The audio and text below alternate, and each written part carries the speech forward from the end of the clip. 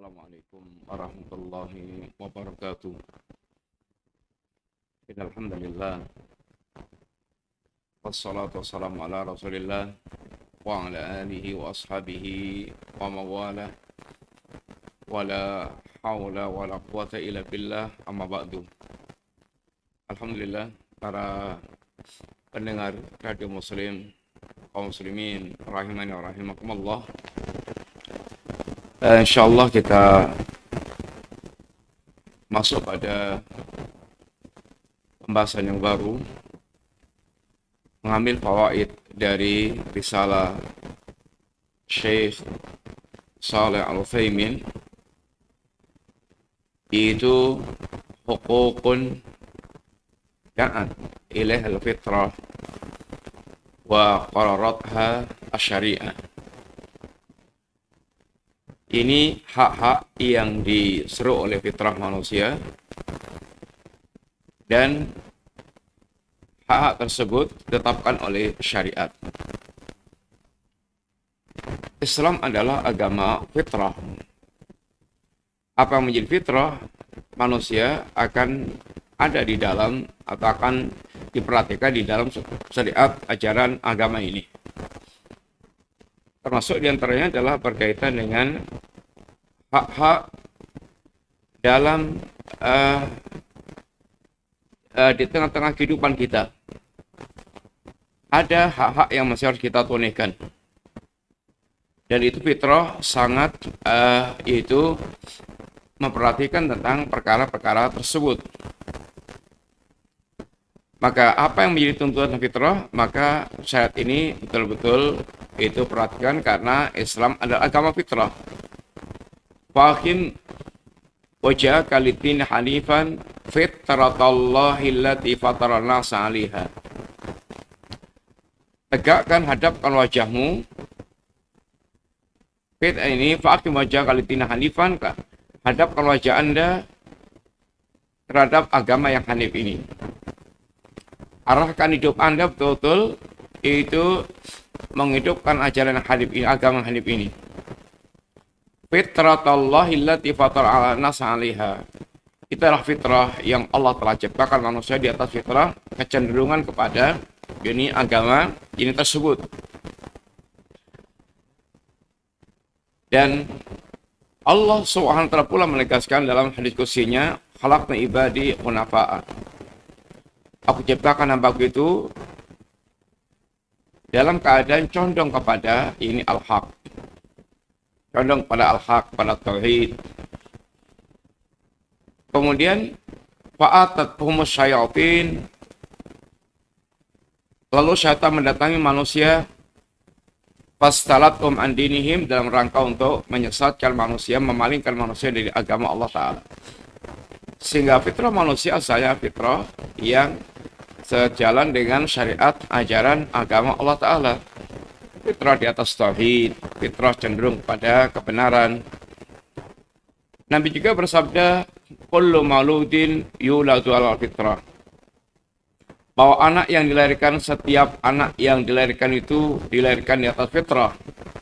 Fa'abawahu yuhawwidanihi aw yunassiranihi aw yumajjisanihi. Ayahnya lah yang menjadikan si anak itu dia menjadi Yahudi, Nasrani atau Majusi. Maka ini juga menjelaskan tentang asalnya setiap yang dilahirkan itu adalah di atas fitrah. Kemudian fitrah ini bisa menyimpang dengan beberapa sebab. Di antara sebabnya adalah lingkungan yang mempengaruhi dia. Lingkungan pertama yang membentuk fitrah manusia atau bisa merusak fitrah manusia adalah lingkungan, ini keluarga.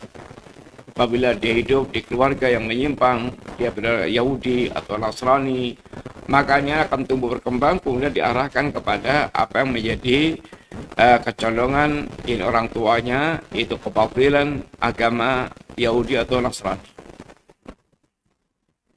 Mari kita simak sekarang muqaddimah yang dibawakan oleh Syekh Muhammad bin Shalih Al-Utsaimin dalam risalah beliau, hukukun da'at ilaihal fitratu hak-hak yang diserukan oleh fitrah manusia.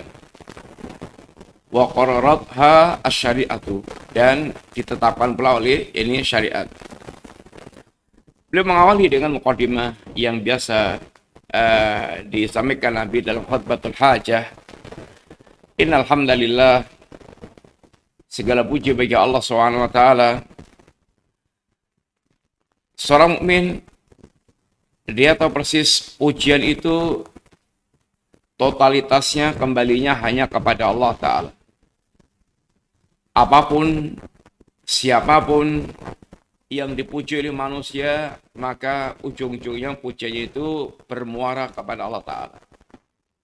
Seorang dia memuji, ada seorang akalnya super hebat, Masya Allah, luar biasa. Pertanyaannya adalah siapa yang meletakkan akal yang hebat pada orang itu? Kembalinya kepada Allah Ta'ala. Ada seorang terkagum-kagum dengan kasih sayangnya seorang ibu kepada sang anak. Maka pertanyaannya, siapa yang meletakkan ibu sampai bisa memiliki rasa sayang luar biasa kepada sang anak ini? Ujung-ujungnya larinya kepada Allah Subhanahu wa taala. Demikian pula dalam berbagai macam pujian yang ditujukan kepada apa dan siapa. Ujung-ujungnya larinya kepada Allah Ta'ala. Maka innal hamda lillah. Segala pujian totalitas hanya milik Allah Subhanahu wa taala. Nahmadu, kita memuji Allah. Wa nasta'inuhu, dan kita meminta pertolongan kepada Allah. Wa nastaghfiruhu, dan kita memohon ampun kepada Allah Subhanahu wa taala. Wa natubu ilaih, dan kita bertobat kepada Allah. Ini adalah seorang mukmin. Bagaimana dia menyadari tentang siapa itu Allah, tentang siapa itu dirinya. Ketika dia mengetahui Allah zat yang maha sempurna, maka dia semata-mata hanya beristi'anah kepada Allah Ta'ala. Dan ibadah kita, iyyaka na'budu wa iyyaka nasta'in. Hidup kita adalah di satu sisi bagaimana kita totalitas hanya beribadah kepada Allah semata, dan kita menyadari tentang kelemahan kita, maka kita yaitu beristi'anah kepada Allah Ta'ala. Wa nastaghfiruh, dan kita memohon ampun kepada Allah Ta'ala. Kita menyadari bahwa kita banyak kekeliruan, kekurangan, dosa, maksiat. Maka hendaknya seorang dia wajib banyak-banyak beristighfar kepada Allah Subhanahu wa taala. Dan Allah Subhanahu wa taala dan Rasulnya dalam mengajarkan kita beristighfar, bahkan dalam segala keadaan, termasuk ketika kita selesai melakukan berbagai macam ketaatan-ketaatan. Kita diperintahkan untuk mengiringi dengan istighfar. Ketika Allah Subhanahu wa taala memerintahkan kita salat, dan salat itu adalah ketaatan, maka yang dituntunkan Nabi habis kita salat di wiridnya adalah astagfirullah, astagfirullah, astagfirullah. Ketika Allah bercerita tentang hamba Allah yang saleh, yang malamnya itu adalah qiyamul lail, dia menegakkan malam dengan taqarruban ilallah, mendekatkan diri kepada Allah. Tapi hamba ini waktu paginya, yaitu waktu sahurnya, maka mereka banyak beristighfar kepada Allah Ta'ala. Wabil ashari hum yastaghfirun. Dan di waktu sahur mereka beristighfar. Sehingga mereka menutup penghujung malamnya dengan istighfar kepada Allah Subhanahu wa taala. Ketika Allah bercerita tentang haji, habis jamaah haji melakukan puncak haji, yaitu wukuf di Arafah. Lalu Allah katakan, "Tsumma afidhu min haitsu afadhan nas." Lalu bertolaklah kalian dari mana manusia bertolak. Wastaghfirullah, dan beristighfarlah kalian kepada Allah Ta'ala. Padahal haji itu dari awal sampai akhir semuanya dalam rangka untuk mengingat Allah, mendekatkan diri kepada Allah. Dan Allah perintahkan yaitu manusia untuk jamaah haji untuk kemudian di akhir hajinya banyak-banyak beristighfar kepada Allah Ta'ala. Bahkan Nabi kita yang mulia Sallallahu Alaihi Wasallam yang diperintahkan oleh Allah untuk berdakwah, dan Nabi telah berdakwah secara all-out, Nabi telah berdakwah secara ini totalitas, maka maka Nabi perintah ketika membuka kota Mekah, mencapai puncak kemenangan. Pada sebelumnya Nabi bagaimana mengalami penderitaan yang sangat dahsyat berkaitan dengan dakwah ini. Allah perintahkan Nabi apa ketika menaklukkan kota Makkah, fasabbih bihamdi rabbika wastaghfir. Sehingga istighfar ini diperintahkan Allah kepada kita bahkan setelah melakukan ketaatan-ketaatan, bukan setelah kita bermaksiat. Karena di balik segala ketaatan kita sehebat apapun pasti ada kekurangannya. Pasti ada kekurangannya. Dan Allah mengetahui tentang kekurangan itu, sehingga kita diperintahkan untuk supaya menghapuskan kekurangan, menutupi dengan banyak-banyak beristighfar kepada Allah Ta'ala. Wa natubu ilaih, dan kita bertaubat kepada Allah. Dan taubat adalah jalan keberuntungan. Wa tubu ilallahi jami'an ayyuhal mu'minun la'alakum tuflihun. Dan bertaubatlah kalian semuanya kaum mukminin agar kalian beruntung. Sehingga keberuntungan itu dengan cara kita senantiasa bertaubat kepada Allah Subhanahu wa taala. Yang bertaubat itu bagaimana dia itu menyesali perbuatannya, meninggalkan perbuatannya, berazam tidak mengulangi lagi perbuatannya tersebut. Ini adalah diantara itu orang yang mereka bertaubat, yang ditunjukkan taubatnya dengan ikhlas semata-mata karena Allah SWT. Wa na'udzu billahi min syururi anfusina, dan kita berlindung kepada Allah dari segala keburukan-keburukan kita. Jiwa kita terkadang sering sekali memerintahkan keburukan, dan asalnya kata Allah, innan nafsa la'ammaratun bisu', nafsi itu cenderung memerintahkan kepada keburukan, illa ma rahimah rabbuk, kecuali rahmati Allah Ta'ala. Nafsu yang telah menjadi mutmainnah, maka nafsu itu akan mendorong untuk kita justru senantiasa mentaati Allah Subhanahu wa Ta'ala. Dan termasuk berlindung dari keburukan kita, yakni amal-amal kita yang buruk, yang akan menghasilkan azab kemurkaan Allah Ta'ala. Bagaimana melindungi kita dari ini tertimpanya keburukan dari amal-amal kita. Wa min sayyiati a'malina, dan dari buruknya amal-amal kita semuanya. May yahdihillahu fala mudilla lahu. Barang siapa yang mendapatkan petunjuk Allah, maka tidak ada seorang pun bisa menyesatkan. Wa may yudlil fala hadiya lahu. Barang siapa yang dia disesatkan Allah, enggak ada seorang pun yang mendapatkan petunjuk Allah Ta'ala. Ini bicara tentang takdir Allah Ta'ala, bahwasanya kekuasaan mutlak itu di tangan Allah SWT. Akan tapi bicara tentang takdir Allah, tidak boleh orang beralasan untuk membela dan menetapkan maksiatnya dengan alasan takdir Allah SWT. Karena ini akan serupa dengan orang-orang musyrikin. Allah membantah mereka dan Nabi mengarahkan kita untuk ini beramal. Takdir urusan Allah sirrun maktumun. Takdir adalah urusan rahasia Allah Ta'ala. Sedangkan kita bagaimana kita diajarkan untuk melakukan ini dan itu, semuanya merupakan bagian syariat yang diajarkan oleh agama ini. Maka kita serahkan urusan takdir kepada Allah, dan kita berpikir bagaimana kita itu menjalankan syariat ajaran agama Allah Subhanahu wa Ta'ala. Wa asyhadu an la ilaha illallah wahdah la syarikalah, dan aku bersaksi bahwa tidak ada sembahan yang hak kecuali hanya Allah semata, tidak ada sekutu bagi Allah Ta'ala. Ini adalah syahadat tauhid. Syahadat bagaimana seorang hamba dia mentauhidkan Allah Subhanahu wa Ta'ala, yang tidak sekutu bagi Allah Ta'ala. Tauhid adalah memurnikan ubudiyah hanya semata kepada Allah Ta'ala. Tauhid tidak sekedar hanya pengakuan tentang rububiyah Allah Ta'ala. Tauhid adalah totalitas bagaimana dia mempersembahkan ibadahnya kepada Allah tanpa menyekutukan Allah dengan sesuatu yaitu apapun. Ini tuntutan kita mentauhidkan Allah Ta'ala. Wa asyhadu anna Muhammadan abduhu wa rasuluh, dan aku bersaksi bahwa Muhammad adalah hamba Allah dan Rasul Allah Ta'ala. Muhammad adalah hamba Allah Ta'ala, abdun la yu'bad, hamba yang tidak boleh disembah. Hamba Allah Subhanahu wa Ta'ala ini yang wajib juga beribadah kepada Allah.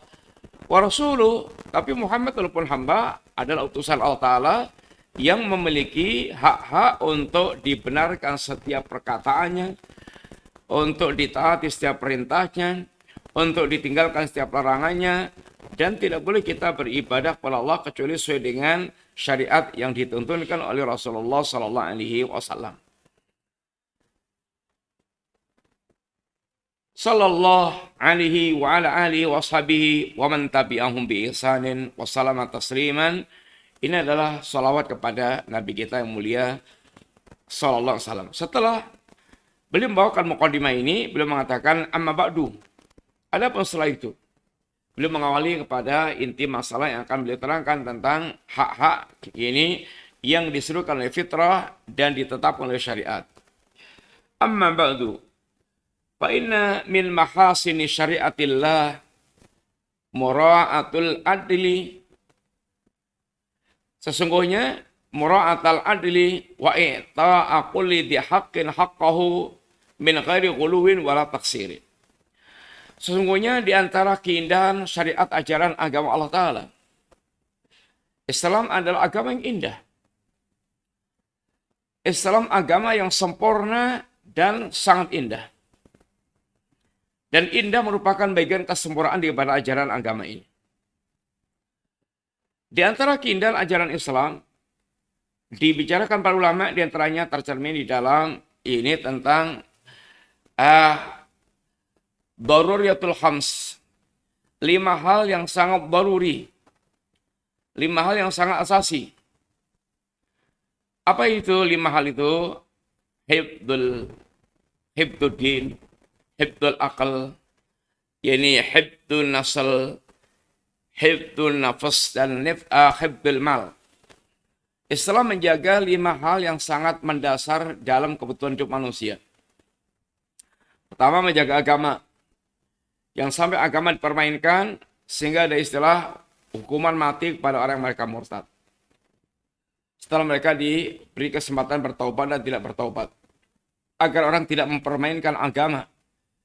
Yang kedua, hibdul akal. Islam sangat menjaga akal. Sehingga Islam mengharamkan semua perkara yang akan merusak akal manusia. Ini termasuk penjagaan manusia kepada akal. Dan Islam sangat menghormati akal. Karena syariat agama ini tidak akan Allah SWT yaitu bebankan kecuali kepada orang berakal. Yang tidak berakal maka tidak terkena beban syariat ajaran agama Allah SWT. Kemudian hibdun nafas, menjaga jiwa. Islam sangat menjaga jiwa sehingga tidak boleh orang membunuh manusia sembarangan. Akan ada qisas. Qisas adalah di antara bentuk penjagaan pada jiwa manusia. Hibdun nafas, menjaga jiwa agar tidak dibunuh. Dia dijaga betul. Jangan sampai dia menjadi korban pembunuhan tanpa hak. Dan hibdul mal, Islam menjaga yakni harta. Hibdun nasl, menjaga keturunan, yaitu dengan menganjurkan menikah, mengharamkan yaitu zina, sehingga betul-betul kehidupan itu akan menjadi makmur dengan ketakwaan dan keturunan yang banyak. Inilah keindahan ajaran Islam. Sangat melindungi hal-hal yang sangat asasi dalam kehidupan ini. Termasuk di antara keindahan ajaran Islam adalah Islam sangat perhatian sekali dengan masalah keadilan.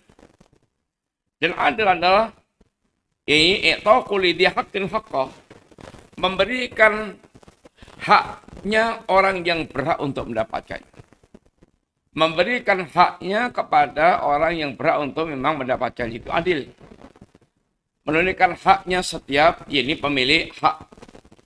Min ghairi ghuluwin wala taksirin, tanpa ghulu dan tanpa meremehkan. Dual ini merupakan sisi untuk menghancurkan agama seorang, kata Ibnu Qayyim.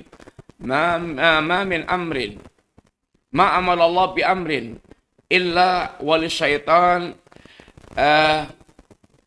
Tidaklah Allah memerintahkan sebuah perkara kecuali bersyaitan memiliki naskhotan, memiliki dual untuk menggelincirkan manusia.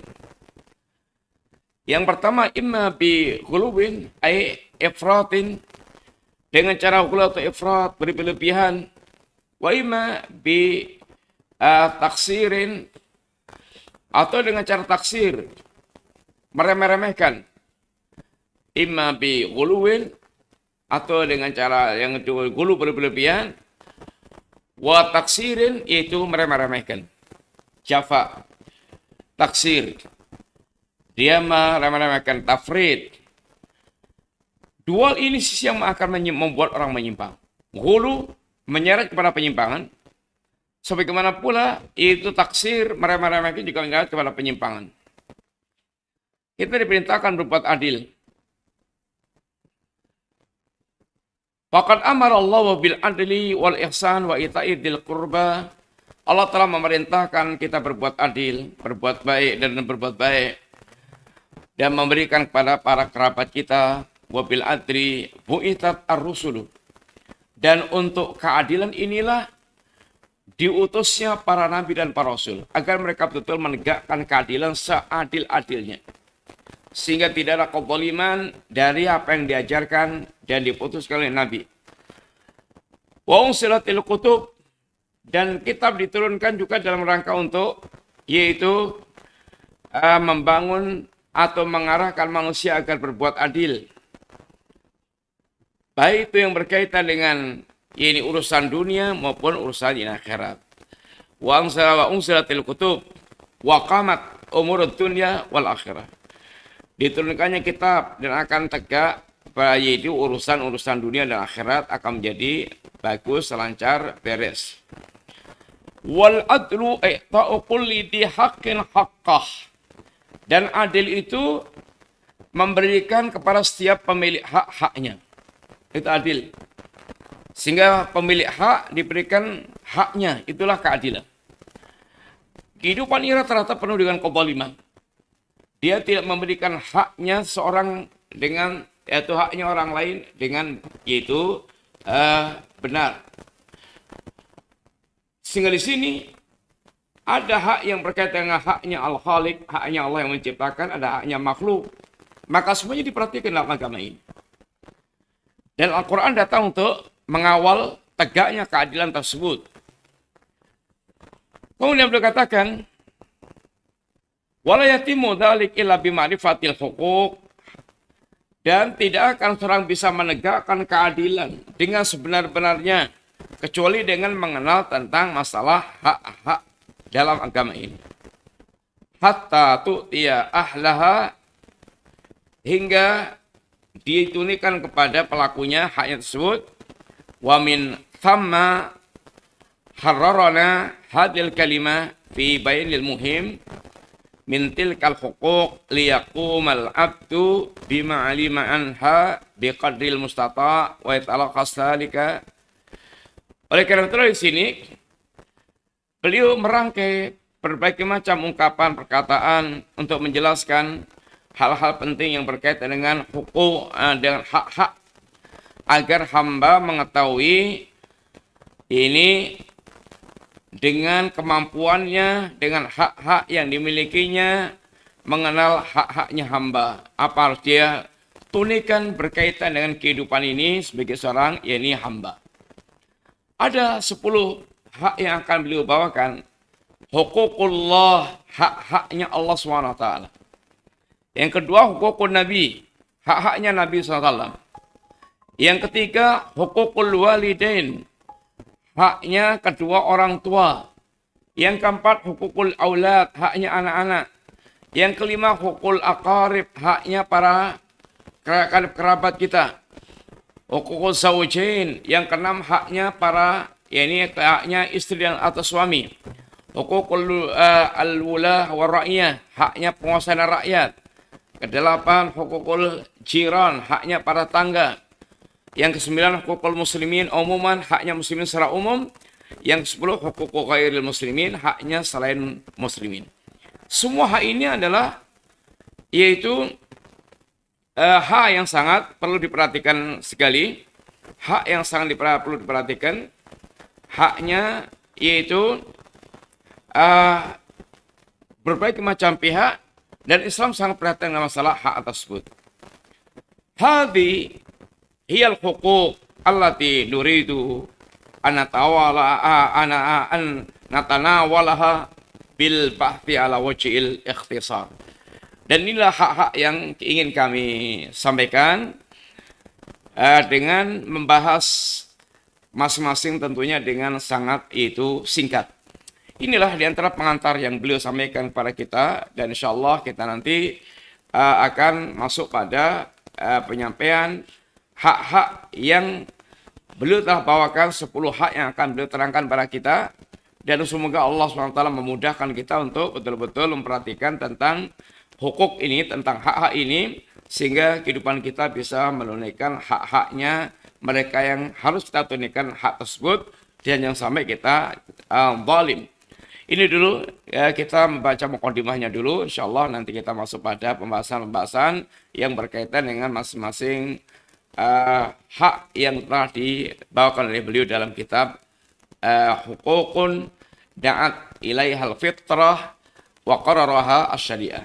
Demikian, jazakumullahu khairan wa sallallahu ala nabiyina Muhammadin wa ala alihi wasallam. Assalamualaikum warahmatullahi wabarakatuh.